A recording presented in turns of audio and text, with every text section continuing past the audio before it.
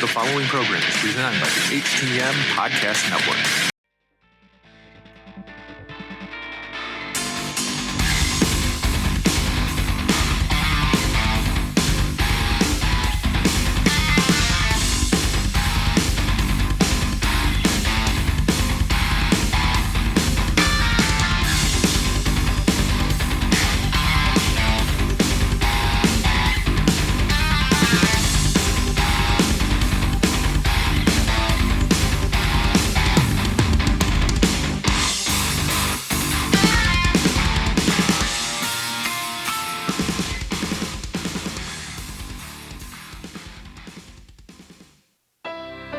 Today, the WWE family mourns the passing of the Dean of WWE Ring Announcing, Howard Finkle. In a career that spanned over 5 decades, Howard established himself as arguably the greatest ring announcer in WWE history. He was the signature voice that hearkened in the reign of champions. The winner of this match, here is your winner,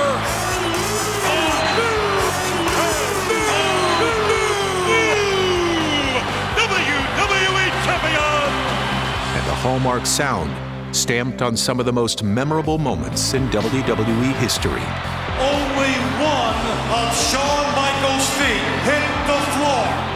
And through it all, Howard was never afraid to have fun.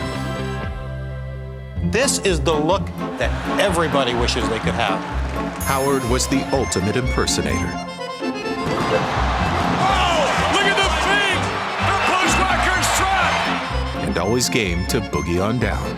Oh my goodness, ladies and gentlemen! And while bowling, tennis, and toupees may not have been his forte, What do you think? there's no question Howard's booming voice and signature style of formal wear as the only wear made him beloved to friends and family alike.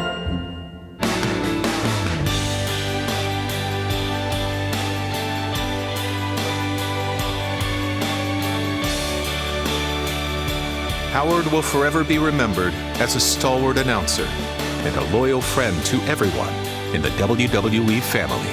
I've had so many wonderful moments, both in front of the camera and behind the scenes. It has been a marvelous time for me, the magical journey.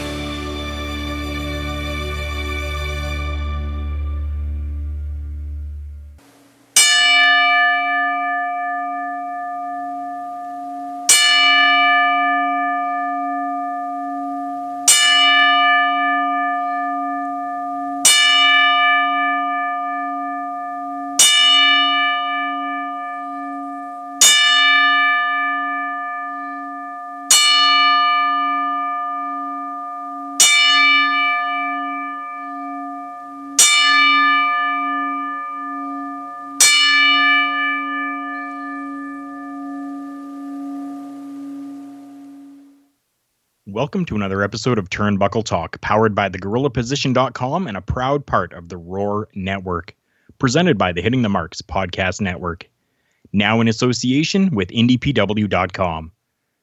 We are sponsored by collarandelbowbrand.com, where you can get 10% off when using promo code JKPodcast at the checkout. In partnership with HypeCityVapors.com, where you can get 15% off all your e-juice for your vape by using promo code JK Podcast. We can be found on Facebook, Instagram, and Twitter by searching at TB Talk Pod. Listen to us on Podbean, iTunes, Google Podcast, Castbox, a bunch of other podcatchers, and now available on Spotify. As always, I'm Karl Karufel. And I'm Big Joe. And welcome back, everybody, to another episode of Turnbuckle Talk. Yes, absolutely. Karl, another week has come and gone in the world of professional wrestling. And as you heard at the top of the show before Karl's intro there, that this past week we lost a very significant person in the world of professional wrestling, Karl. This one hit me right in the feels. I don't know about you on this one, but I mean, we're talking about Mr. Howard Finkle. We'll just say right off the hop here. This guy I did some research on this. He started with the company back in 1975. Now, from my research, that makes him the longest tenured employee, quote unquote, in the WWE. I believe until his death, he was still considered to be an employee of WWE. He was still technically under a contract somewhat with them. So, I mean, this man was around forever. I mean, going all the way back to the Madison Square Garden days when they would lower the mic down from the ceiling for the ring announcer to announce the show. And for a great deal of our childhood watching professional wrestling, I mean, this man was kind of the voice for a lot of these moments that would happen, especially when somebody would win a championship. Mr. Howard Finkle would be the one to announce the winner. That's right. And you guys heard the classic and new, whatever it was, whether it was Intercontinental, WWE, whatever. Howard Finkle just had that voice to him that was amazing. If we take any validity to what Vince McMahon has decided to put out in a tweet regarding Howard Finkle, is that he said Howard Finkle was the first employee. Wow, the first employee with the WWE, WWF back at that time. Just amazing. And then there was another clip that had come out. I can't remember who shared it, but somebody had shared a clip when he was on Legends House. Yes. If you guys have not seen Legends House, go and check it out on the WWE Network. Amazing stuff coming out of Legends House. Some comedy, some some stuff that hits you right in the feels, just like this one here, where Howard Finkle kind of broke down a little bit and said that he was bullied. He was bullied very badly growing up, and that this is something that isn't just something of today's age, but back when he was a kid as well, that this stuff was actually happening, and that he overcame it, and that his way by overcoming it was through this avenue of talking and this avenue of really getting a voice for himself and putting it out there and being allowed the opportunity to really work with that in the WWF at the time, WWE as it's known now. So yeah, just an amazing guy all around. And just like you said, a voice of our childhood. And I mean, it's very sad to see, but happy that we have these experiences and these memories that we can look back on.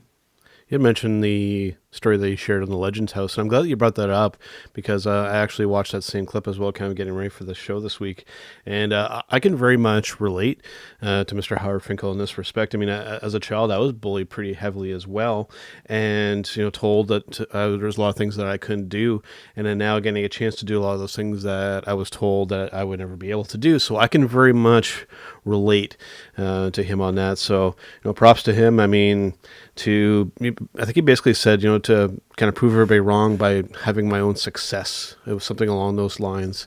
And so just a tremendous amount of respect for him, and he'll be sorely missed. And I don't think that there will ever be quite the announcer than what we had with Mr. Howard Finkle, going all the way back to, I guess, in 1975. So I think that would have been technically still during the WWF with Vince McMahon Sr.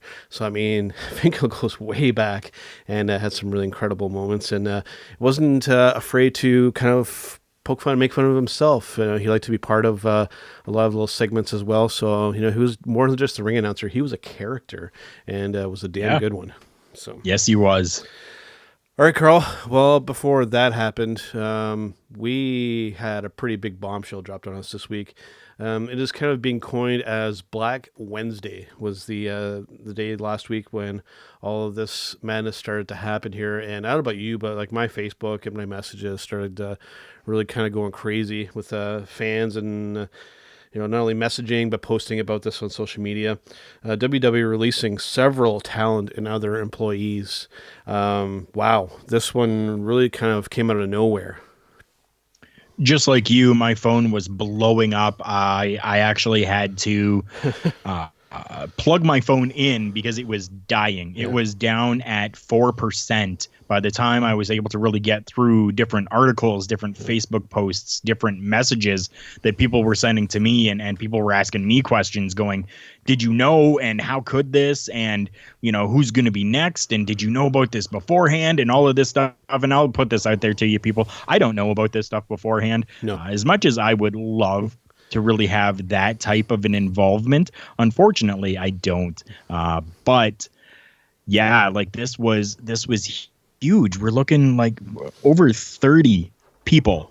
That's including active talent, That's including talent that wasn't so active, including backstage, including management, including people in the office. Like this is encompassing the entire world of the WWE, not just talent. Yeah, when I sat down with Rick doing the Hot Tag WrestleCast this week, we talked to Mr. William Alicia, who has kind of an inside scoop on all this kind of stuff. And essentially, we're looking at about 40% of the company essentially being cut. Now, whether it be layoffs, whether it just be straight up firing, or whether the situation called a furlough, which is essentially a layoff, but you're still getting benefits in your job, should still be there once all this kind of passes by. So, it's one of those things too that I think we need to kind of address here, because this is definitely come up quite often of how WWE could do this. You know, they have so much money, they should be able to keep these people around. And look at like New Japan, Ring of Honor, all these companies are keeping everybody on and paying them. We're talking a really different situation when it comes to personnel. WWE has a lot more people. Ring of Honor and whatnot. Yeah, Sinclair is a much bigger parent company compared to what WWE has, but just the wrestling company of Ring of Honor and these other ones, they're pretty minuscule when it comes to comparing it against WWE. And given the current financial situations, I mean, this is pretty much a must to do here, Karl. And looking at some of these names, one thing that I want to talk to you about is, what are the big ones that kind of stood out to you? But I'll start with myself first. The one big one that leaped off the page to me, Karl, that was a really quite the surprise.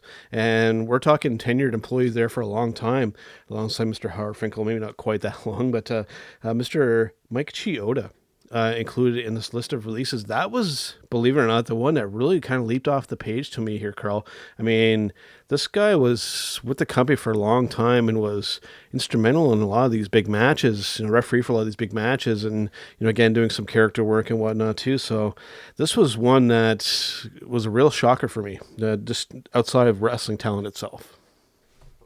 Definitely it was, considering that he, is was the head referee, essentially, the one that had been there the longest. It was a real surprise to actually see his name on there. Honestly, I would have thought that maybe some of these newer referees that have come in, that they may have, maybe decided to, kind of cut their losses with these new ones and stuck with, ones that have been loyal to the company for all of these years. Very, very much so. It was see that name. For myself, given that this person is actually or was, kind of part of a storyline, very odd to see Rusev kind of leaving or being, let go from the company, considering this whole Bobby Lashley, Lana, love triangle type of show that they were putting on. Mm-hmm. And now essentially we're kind of left open-ended with, no real resolution to this, considering now he's gone from the company. Yeah. Now, when it comes to probably ones that look like it really hit them hard, I mean, Drake Maverick is the one that stands out right off the hop. I mean, he even went on Twitter and posted a video really just breaking down in tears. I mean, this guy clearly loves the wrestling business, and it was quite upset about being let go, and his future in the business really seems uncertain. This one hit him really hard. It definitely did, and it totally came across that way in the video that he did post. You got to understand that these superstars that are there within the WWE, they're human, just like you and I. Yep. They share the same emotions that you and I share. Think of it as yourself being let go from your job that you've been at for, and something that you have done for, 15, 20 years. This has been your life. And now all of a sudden you're let go from the largest company in the world. It's like somebody starting out in the bottom with like RC Cola and then making their way up the ranks all the way up to Coca-Cola and being, I'm at the top of the game here. And then being told, oh yeah, so, you've put in 15 years into the cola business, and we kind of have to let you go. It's going to hit you hard. Yeah, it's going to hit you very hard. And we've seen that now in Drake Maverick. And then the other one that comes out, and I know that you have a little bit of a varying opinion on this. Somebody was let go, and their wife is actually pregnant. And we're talking Kurt Hawkins. Yep. Little bit of I know that you have a different opinion on this, and I've seen some of the replies that you've had to some of the people out there in the world of Facebook, and we've seen some not retaliation, but some heads up from our good friend Michael Jargo as well on this. But yeah, we're looking like someone else who has a baby on the way, has been released and kind of sitting there going, what am I going to do now? I don't know what's going to happen. And I have this child on the way. Yep. Yeah, pretty much that kind of situation. Somebody had put a post on social media. Well, this guy was in the WWE, so he should have tons of money sitting around. Not the case with somebody like Kurt Hawkins. He was a lower mid card guy, making probably about $200,000 a year. So he's not swimming in money. Like some of these up top tier talents, and this is just bad timing for his family. So, I mean, he's a pretty talented guy, so I think that he could possibly end up, like an Impact or, like an MLW, and at least do something to kind of keep things afloat. But that's one thing that, fans need to be aware of. Not everybody's making the same money in WWE. It really depends on a lot of different factors of how much you make. Yeah, it definitely does, and I do want to point out that these talents that are considered the mid card or mid class talents, they have to pay for their own travel. They have to pay for their own breakfast and lunch. A supper or a meal at least is usually prepared, catered in by the WWE while at the events. But I mean, you're looking, if they're not doing 7 days a week, if they're only doing 3 days a week of tapings or shows or anything like that, that's only 3 times that the WWE is catering and providing a meal. Yep. The rest of the time they have to, while they're traveling, that they paid for themselves, have to get their own food by themselves. Yep. Because the WWE is not covering it. Rental cars are on them. They have to pay for the rental cars. So I mean, like, it may seem as though that they're making this, exuberant amount of money in like $200,000 a year, but the extra expenses that they have on top of that, flights normally aren't all that cheap. Yep. Then you've got your meals and you've got your rental vehicles and then, all of this stuff. And if you're not dropping the vehicle off at the same place that you picked it up, there's usually an additional cost on top of that. And, so there's all these little compounding factors that at the end of the year, that $200,000 might be, $80,000, $60,000, something along those lines. Maybe a little bit more. I mean, I don't travel as regularly as these people do. I don't, book the same hotels. I don't, book the same vehicles and that type of stuff. But all of that stuff adds up. It sure does. There were also some NXT stars that were included in this list here, Karl. I don't know if you've had a chance to see these ones. The ones that stand out, Cassius Ohno from over in NXT UK also has been let go. Tino Sabatelli. This is a guy that some people may or may not be aware of. He was kind of in a strange kind of position. He was somebody that obviously he wanted to be very successful, definitely had the look, just kind of plagued by injury, and then just never really got over persona-wise. Tainara Conti, that one's not too much of a surprise because she was pretty unhappy, was kind of stirring the pot over there in NXT. One that a name that I had never heard of, Mars Wang, must have been one of the Chinese talents that they had picked up. When it comes to producers / trainers, 2 big ones that stood out to me here, Karl, that still have me scratching my head a little bit. First one was Lance Storm. That one kind of hits hard a little bit because, I mean, this is a guy, I mean, it hits a little close to home for us, being Canadians. But I mean, he closed up his school essentially to go back to the WWE to be a trainer. So that is definitely a tough. And Serena Deeb, I feel is a big loss because I mean, she is tremendously talented and good at being a trainer. And I feel that one's a big loss. I think that they should have kept her, quite frankly. And again, this comes down to, we don't know if they have actually been let go or if they've just been essentially laid off. For a little bit. There is the availability, if they were just laid off right now, that their positions are still going to be there and available for them once this COVID-19 pandemic is over.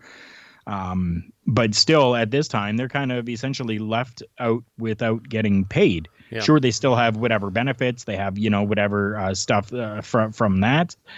But a lot of these trainers and stuff don't have royalties that they can get, and they don't have merchandise sales that they can get because there are no Lance Storm merchandise. There is no Serena Deeb merchandise. It leaves them in a position of going, what are we going to do now to actually have an income that's coming in?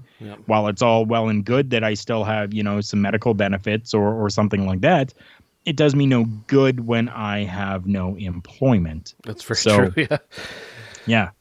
The other thing, too, that I've actually been, by one of our listeners, been asked to kind of talk about on this podcast, specifically this week, is to find out if this is at all tied to the XFL shenanigans going. As we know of recently, that the XFL has shut down. They have filed for Chapter 11, or what's known as bankruptcy, over in the United States. And it's come to light that Vince lied about WWE owning part of the XFL. And so people have been asking me if this whole situation here is tied to that at all. I really don't know. I can't really speak much on it. I don't know really anybody on kind of the inside.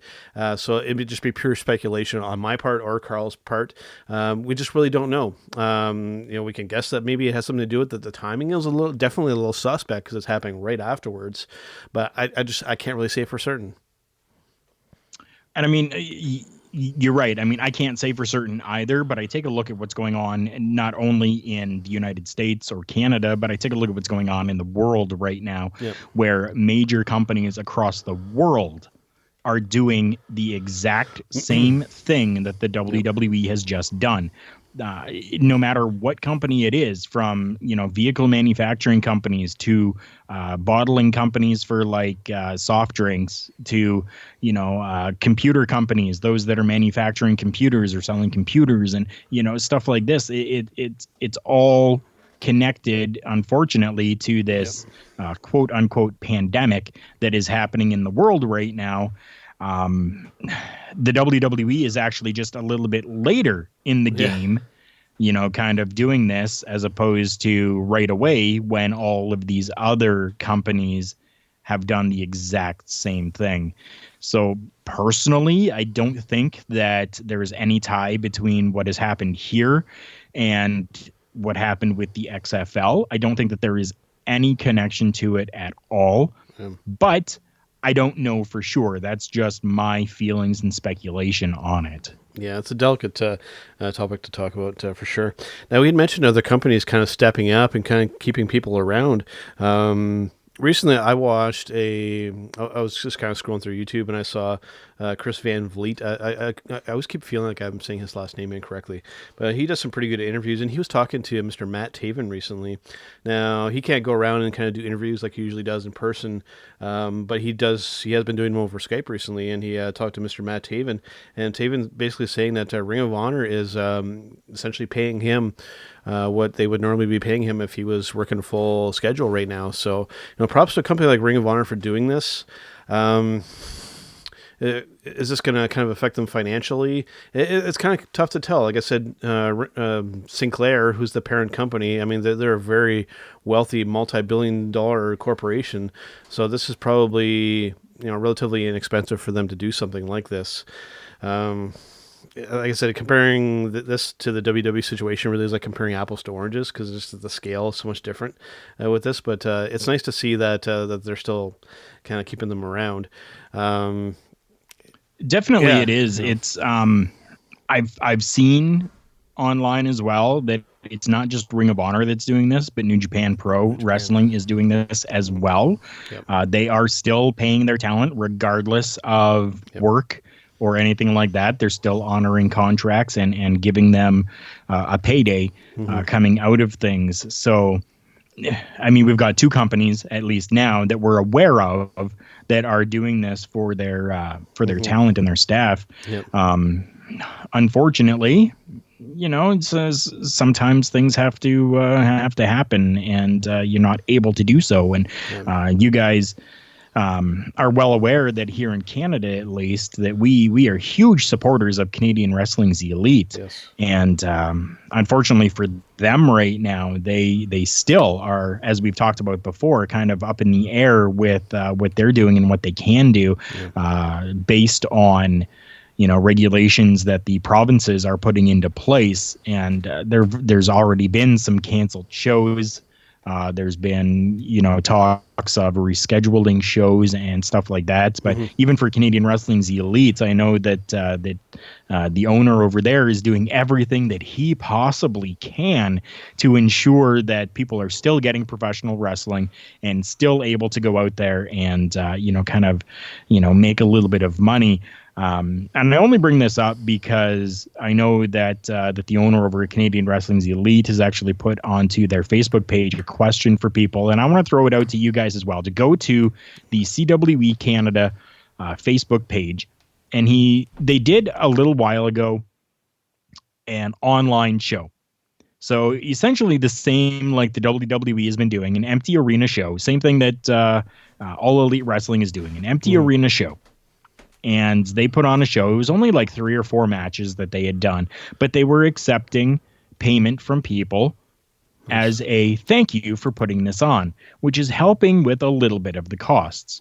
I know as well that that they have like a merchandise store that they have where you can go and support that way as well. Yep.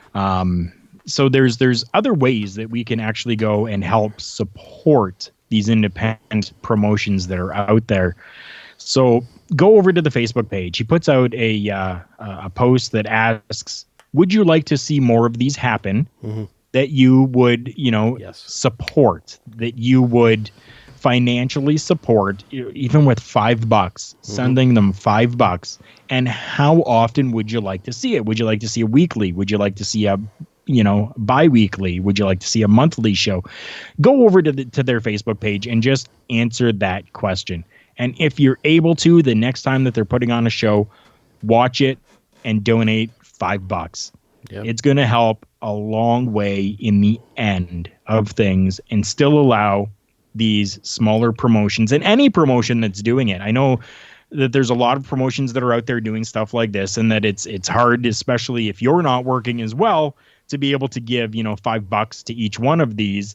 That gets a little bit expensive. I understand that, but find the one that you're happy with and help them out a little bit as best you can, because not all companies are able to support their talent like Ring of Honor has been doing and like New Japan Pro Wrestling has been doing as well. So, yeah. Well, I know when it comes to the CWE thing, my answer to Danny would be absolutely yes. I mean, I'm rocking my CWE shirt, as I am quite often while doing our podcast record here.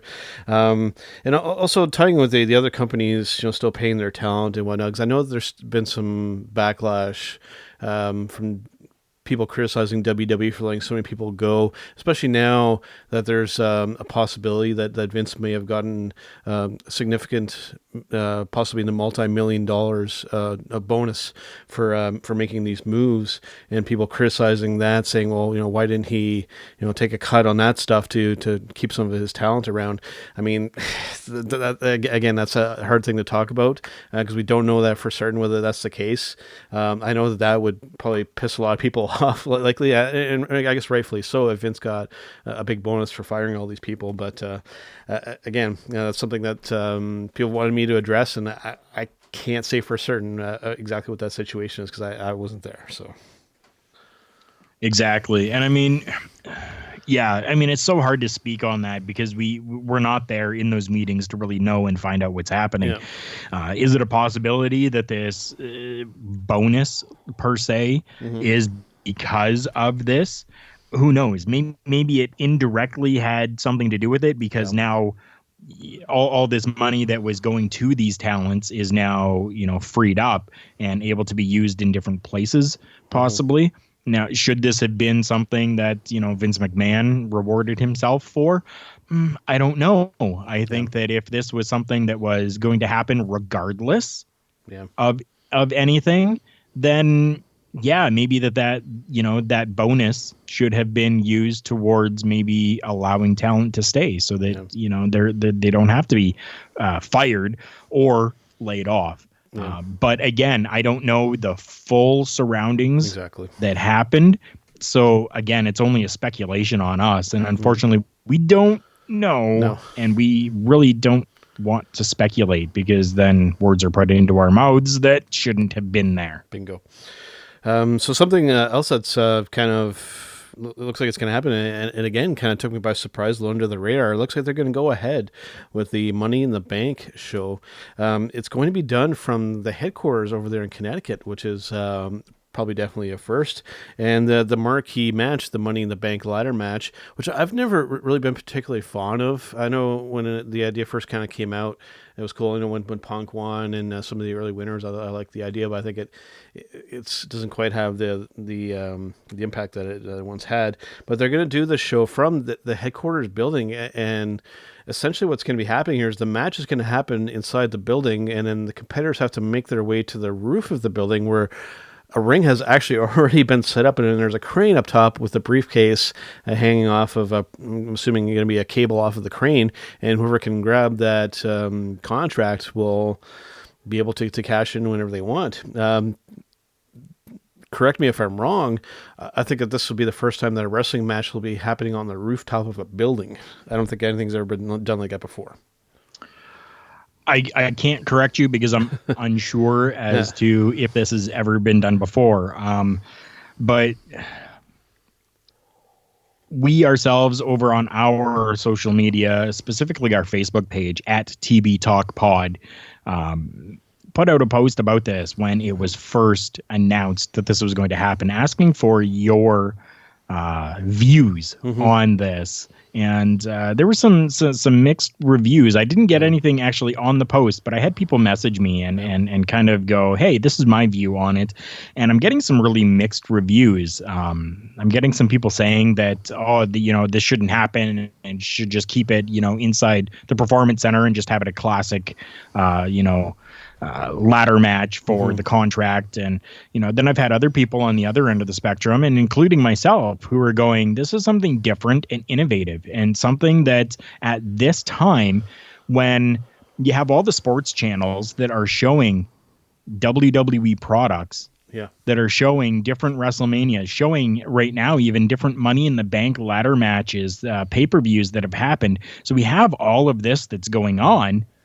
So why not do something a little bit different to kind of pique the interest of some other outside people that are not, necessarily huge fans of the WWE, and maybe have them go, wow, this is something a little bit different. Maybe I'll have to see about tuning into this.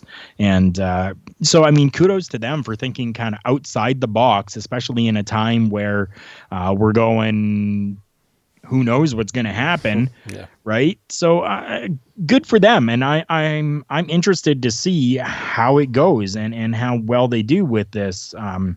My question is this only going to be the two ladder matches, the men's and the women's, that are going to be happening at the headquarters in Connecticut, and we're going to see the other matches on the card happening at the Performance Center, or are we going to have just all of the matches up on the rooftop and, the ladder matches actually starting at the bottom of the building, having to work their way up?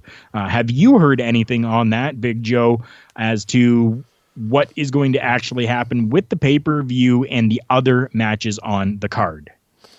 I mean, you could kind of play around a little bit if you wanted. You could have your lower cards happening literally lower in the building, and then as we're kind of building up to the significant of the matches, we're moving up in the building all the way up to the roof for the main match. I don't know for certain. My speculation would be that they would likely do the non-Money in the Bank matches from the PC. It's the Performance Center, and then the rest of the Money in the Bank ladder matches themselves will actually happen in the building. And I also think that there's a very high possibility that those will be like a movie style kind of pre-produced type of thing, like we saw with the two segments at WrestleMania. That's one thing that I think that they will be going with that. And honestly, I'm okay with that. I definitely have been a fan of this more cinematic type of showing that's been out there. I've been very happy with it, and if we continue to see matches like that happening, I'm cool with it. Yep. I guess the only question that remains now is, will Shane McMahon be involved in some respect, and is he going to want to jump off the top of that building? Let's hope not. He will jump off the top of that building. If he doesn't, we riot. Right? No, Shane, man. Please do not do that. We I don't want to see that happen. Please, no. Okay, like Jerry Bruckheimer to produce Money in the Bank, and just like explosions over the place, and that would actually kind of be pretty entertaining.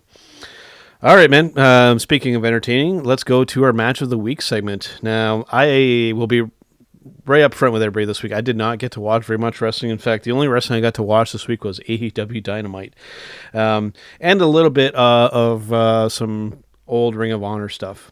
So my match of the week is actually going to come from Ring of Honor. It's coming from May of 2019. This happened a few days after the show that I got to go watch in Toronto, the War of the Worlds. And my match of the week is going to be Mr. Matt Taven defending the Ring of Honor World Championship versus Mark Haskins. And wow, this was an incredible match. Took a good portion of the show, and these guys put on a hell of a match. Now, you guys can't see this in the recording, but I'm seeing Karl's reaction, and I have a sneaking suspicion that we have the same pick. I think it just happened. Yes, it did. We did not. I didn't plan this. The same pick here. This is crazy. I don't know, because I wrote it down. I'm trying to get it into the view of the camera here for Big Joe to see. I can see it. Yep. But this is not scripted, folks. That's what I wrote down as well. Matt Taven versus Mark Haskins, War of the Worlds, Grand Rapids, Michigan, 2019. Crazy, dude. That fantastic. Bully Ray kind of getting involved at the end. Taven getting the underhanded win. Yeah, fantastic. And I thoroughly enjoyed that match. Great back and forth. It was a relatively small crowd there. I thought they did a really good job on that tour. Like I said, that's one that I got to go see. Got to meet Taven in person. Very cool cat. Very kind of low key, but puts on a great performance. And Haskins did great in that job as well. And of course, Bully Ray being Bully Ray, modern day, and being that really good heel there. So some good stuff. Oh yeah, and still definitely it was. Yep, and then still kind of scratching my head how we ended up picking the same match without talking to each other about it. That is pretty right? Crazy. All right, man. Yeah, I was just able to, because I have Ring of Honor still recording on my PVR. I've actually caught WWE over the past week. Yeah. Whether it was happening live or whether it was happening a little bit afterwards, because like I said before, the sports networks are really throwing a lot of professional wrestling out there for us right now. It taped for me, Ring of Honor. So I was like, cool, sweet. So the next morning, because it tapes at midnight here for me. So I was able to watch it the next morning, and I'm like, wow. And I love that they're doing, and this is something that Ring of Honor has been doing lately, and we talked about this, and I said that this is exactly what should have been done. Mm-hmm. They're taking stars and doing almost like a retrospective on their career, and they're talking about some of their favorite matches and some of the different stuff that's happened over their career, and then showing one or two of those matches. So kudos to Ring of Honor for doing that. I've been very happy with that, to actually see a little bit of some past stuff that's happened with these stars. And then even this last one, I believe it was Adam Cole that kind of made some little bit of appearances in there because of some of the older stuff that he has done with Ring of Honor before. So, I mean, I was very happy to see, some different things coming out of this and not just Ring of Honor saying we're going to do an empty arena show, but giving more of a retrospective. So for me anyways, I'm very happy with that. And I know that there are others that are too, because they have talked to me about that. And from gathering from what I'm seeing from Big Joe, he's happy with that as well. So good stuff from Ring of Honor, and flabbergasted again that we had the exact same pick this week. Yep, very strange. Before we take our break into our Showstopper segment, a couple of breaking news things I want to touch on. We are recording the day before we release. As you all know, we release our podcast on Tuesdays, and we normally record on Wednesday afternoons. It looks like tonight on Monday Night Raw, a couple of released stars will be showing up on the show in the form of Mike and Maria Kanellis, or known as Mike and Marina Bennett. So it'll be interesting to see what they are going to do there. To the best of my knowledge, that's the first time that released individuals will be showing up on programming. So interested to see what they'll kind of do there. And then Karl has something to say about that as well. Yeah, on that note, it does, from what I'm reading, from what Maria put out there on Twitter, it does not say that they're going to be on the show. Okay. It says that they have an announcement during the show. Okay. So in this age of technology, that could be that they've decided maybe they're going to do a Facebook Live or they're going to do an Instagram Live or something like that during the show to make some sort of announcement, possibly saying, you know, hey, after 30 days, we're able to go free to wherever we want. And we've already decided where we're going, and it's going to be. And that could be the announcement that they're talking about, not necessarily on the show. Mm-hmm. It'll be interesting to see that. Now, because I haven't watched SmackDown in a long time, in fact, I haven't been watching WWE Weekly programming much since WrestleMania, to be perfectly honest with you, there's been this mystery hacker kind of segment going on in SmackDown, and of course the speculation has been that it's CM Punk.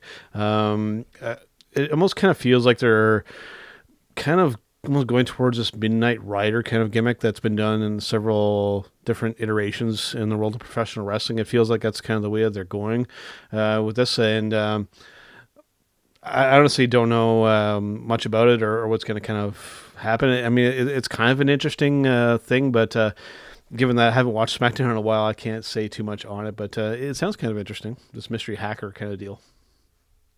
Yeah, definitely it does. It seems to be kind of focused on tag teams is what's happening there. So it'll be very interesting to see where they go and what they do with this. They're kind of almost going with this like anonymous approach to things. And if any of you are like conspiracy theorists or anything like that, you know that Anonymous is a group that kind of puts their own views out there. So yeah, it'll be very, very interesting to see. So I just want to touch back on Maria and Mike for a moment here. I do have the tweet up in front of me. There's 4 different pictures that are on this tweet. One just Maria, and then the other 3 are of Maria and Mike, all in different promotions. Now it just says, tonight during Raw, Mike and I will be making an announcement. And I want to read the hashtags and the ats to you. It says hashtag non-essential workers, hashtag non-essential family, hashtag quarantine life, hashtag Monday thoughts. And then they tagged the WWE, New Japan Pro Wrestling, Impact, Ring of Honor, AEW, and then Maria tagged Mike Bennett in that as well. So nowhere in there does it say on the actual programming. It just says during Raw, and then it has a hashtag Monday Thoughts. So it leads me to maybe believe that this is something that they might be doing every Monday, and that it could be an announcement towards something like that as well, that they're going to, during Raw, go live on whatever. So that's that, I guess. I mean, yeah, I wanted to make sure that I had it correct, and that is 100% correct. It just says tonight during Raw, Mike and I will be making an announcement. Nice. Yeah, so that's about it for breaking news. Other stuff is just kind of speculation about all these releases and whatnot. It sounds like the team of Luke Gallows and Karl Anderson, it sounds like they're pretty bitter about their being let go from the company. I mean, those guys could pretty much go anywhere and be successful as a tag team. They could also split up too. Supposedly, Karl wants to go to AEW, and Gallows would probably go back to New Japan. So they could split up. They could stay together, go somewhere. We don't really know. It's one of those wait and see type things, really, when it comes to that. So, all right, and we'll be right back with our Showstopper segment this week, and we're going to talk a little bit about Mr. Vince Russo and possible involvement with AEW. We'll be right back. This week's episode is brought to you by Collar and Elbow.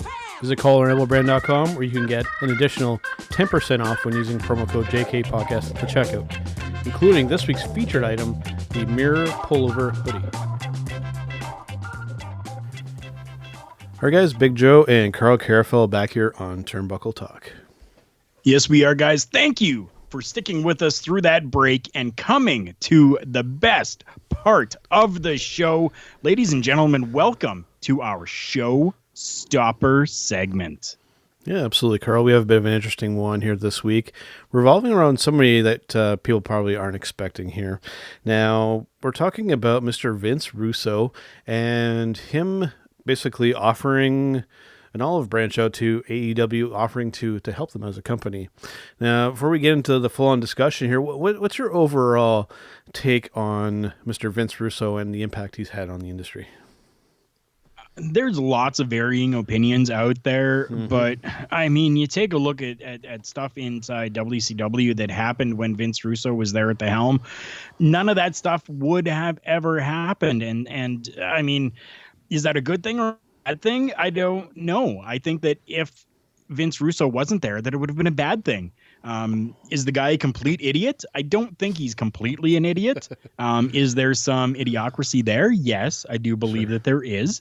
But in his own way, he has been good for the business of professional wrestling.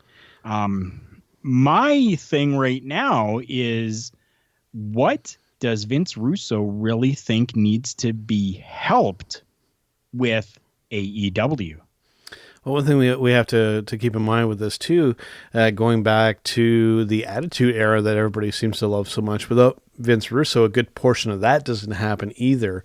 So has he done some questionable stuff in the industry? Sure, who hasn't? But he's done quite a bit of good too. I mean, a good portion of the Attitude Era wouldn't have happened, and that seems to be the era that everybody loves, and then everybody's so quick to kind of shit on Vince Russo. But then they're like, oh, but the Attitude Era was so great. I'm like, well, if that's the case, you're being a little hypocritical there. So you need to, kind of research things a little bit, and you'll find out that he was behind a good portion of that kind of stuff. Was every idea fantastic? No. Brawl for All, great example. The whole thing with that really is he just wanted to have JBL get his ass knocked out. That was essentially what was the whole motivation for that whole thing. So, yeah. So when it comes to helping AEW, it's a tough one because we know that Vince likes to kind of, and I'm talking Mr. Vince Russo, not Mr. Vince McMahon. That could be easy to mix up. Is that he likes to kind of push the envelope with some of these ideas and some of these storylines. Could that be good? Could that be bad for AEW? It's tough because we're living in a different kind of era now when it comes to pushing the envelope with a lot of this kind of stuff. People are very easily offended these days, and a lot of these ideas that he may have might not go over so well.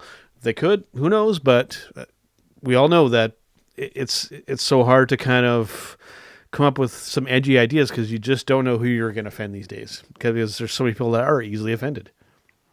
Definitely there is. Now, given since AEW Dynamite's inception, there's been 1 week where the WWE NXT was a handful of numbers better than Dynamite. So I'm trying to understand, and I wish that Russo would have really elaborated a little bit more on this, but what does he think needs to be helped or fixed with AEW right now? Because clearly what they've been doing has been minus 1 week, killing it.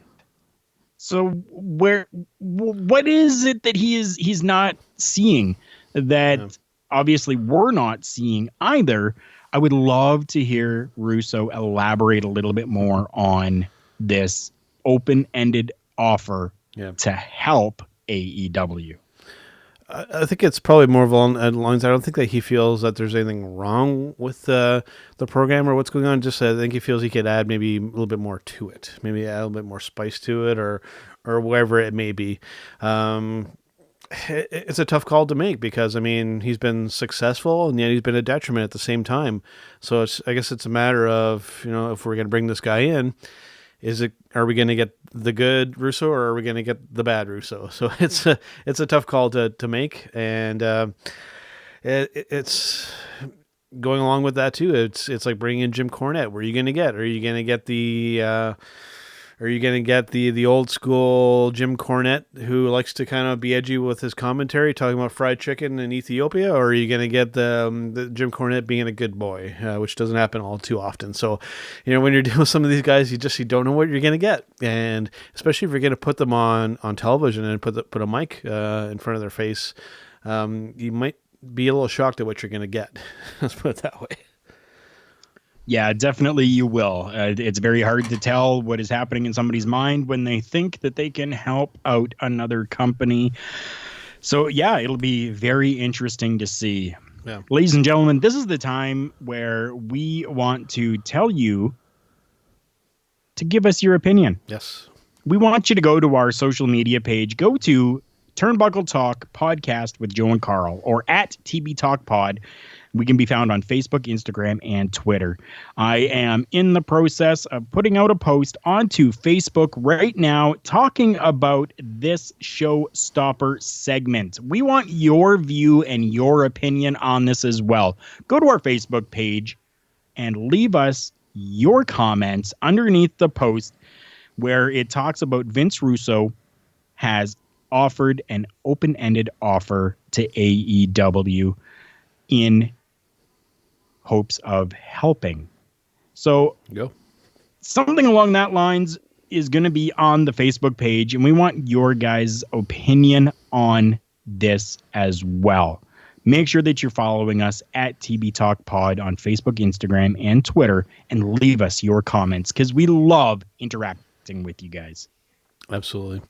All right, man. Well, I guess it's a good way to wrap things up this week. To all our listeners out there, we're still dealing with this virus going on here, so just stay safe. Try and stay apart from each other as much as possible. Try not to touch your face. Keep your hands clean.